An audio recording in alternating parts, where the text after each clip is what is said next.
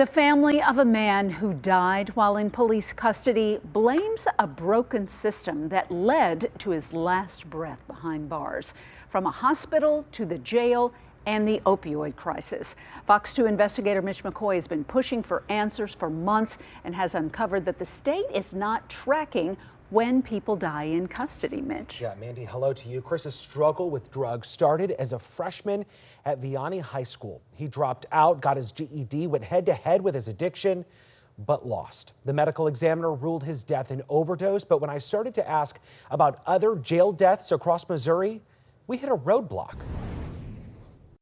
A parent can always tell. He did try to get better. When something's not right. Once you're in that, it's hard to get out of it. Jeff and Catherine Cox know the firsthand the power of drug addiction. I thought that it was just something that would go away eventually. This is the beginning of the end. I did not realize what a grip it would have on him and his life. What happened? Got in an accident. Huh? I got in an accident. In April, their 43-year-old son, Chris Cox, crashed in St. Clair, driving off Interstate 44 into a tree line. Here's what we're gonna do.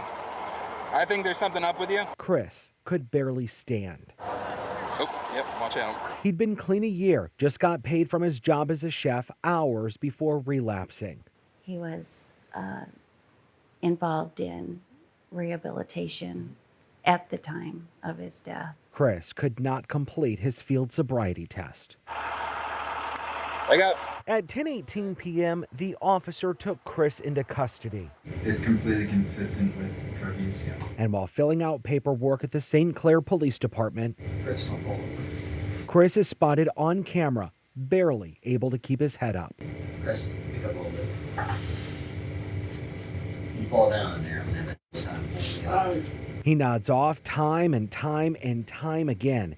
At least one officer concerned that Chris may go into a medical emergency. If you're about to overdose, I would prefer to know way ahead of time. St. Clair police took Chris to Mercy Washington Hospital for a fit for confinement evaluation. It's a medical review. Here's the file. It ultimately clears the way for Chris to be booked into the Franklin County Jail. The family's attorney, Jacob Goff, compares it to a parent filling out a field trip permission form. It's a checked box and a signature by a potentially very busy emergency room doctor who's got a couple police officers standing in his lobby. Chris arrived at the jail 31 minutes later. A deputy commented how heavily intoxicated he appeared to be. Investigative records reveal a sergeant even commented about making sure there was a fit for confinement due to the impairment. I don't know why he was allowed to leave the hospital. The Fox files obtained jail security footage showing Chris walk into a padded cell wearing his original clothes. Around 8 a.m., a breakfast tray is delivered. He'd eat some of the food, and about 10 minutes later, deputies note he appears to be holding a small item within his fingertips, adjacent to his mouth and nose. Investigators say it's consistent with a person inhaling particles through the nostril, but detectives are unable to confirm if Chris took anything. Nothing was recovered from the scene. Chris died in the same clothes he got arrested in. His family questions how well the jail staff searched him. A deputy writing, Cox had not been fully booked into the Franklin County Jail due to his level of intoxication. Chris's parents think their son, who would have been coming down from his high, should have been in a hospital bed instead. They knew how bad he was. But remember, medical professionals signed his fit for confinement form. It's a very difficult situation. Kevin Merritt is the executive director of the Missouri Sheriff's Association. He does not know the specifics surrounding Chris's death, but previously worked in a detention facility. When they say fit for confinement, I believe that there is a disconnect between medical personnel and what actually the level of supervision and care that can go on inside a jail. If someone's either high, drunk, are they fit for confinement? That's the $64,000 question. Yeah, what does it really mean to be fit for confinement? Merritt says there's no perfect definition. Do we look at fit for confinement from a standpoint of what are their odds of dying within the next 24, 48 hours? Are a lot of people dying from drug overdoses in county jails? I know we have seen a rise. Since 2019, Franklin County Sheriff reports 15 overdoses in the jail, the same one Chris died in.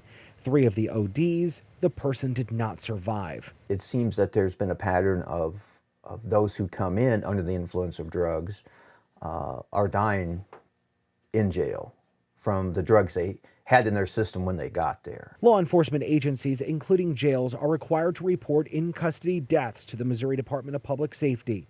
The data is sent to the Department of Justice. The Fox Files requested the statistics by county to determine where the most in-custody deaths have occurred. The state of Missouri does not keep count. The fact that the sheriffs are already reporting the information to the state, I'm a little surprised that that the state doesn't have it in a reporting form. So there is room to do better. A spokesman for the Missouri Department of Public Safety says they're complying with federal law, writing, quote, "While DPS does not have the authority to oversee or regulate jails or sheriff's offices, including confinement procedures, the Death in Custody Reporting Act of 2013 requires DPS to transmit in-custody death data to the federal government on behalf of the state of Missouri." One of his favorite things that I think about when I think about him is his love of baseball. While parents are not supposed to bury their children, Chris's parents know they did everything they could to try and save their son. You have a strong-willed child, it's very difficult. You can only guide them so far.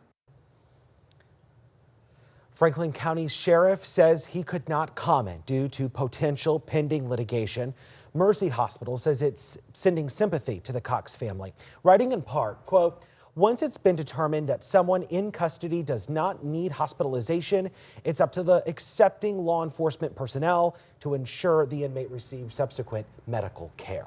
Andy. Mitch, could the Department of Public Safety, though, track these in-custody deaths if they wanted to? It would take some type of order or type of legislative action, because right now DPS doesn't have regulatory control over county or city jails. So it's been explained to me that it would require lawmakers or potentially the governor to say, okay, Department of Public Safety, you're going to need to track this data moving forward. But again, it brings into that question, if there's alarming numbers, who would be the regulatory body over that? It would be up to those local jails where this is happening. It is worth noting that we have started asking city and county officials about overdoses happening in facilities. We've posted the data that we've started collecting on our website.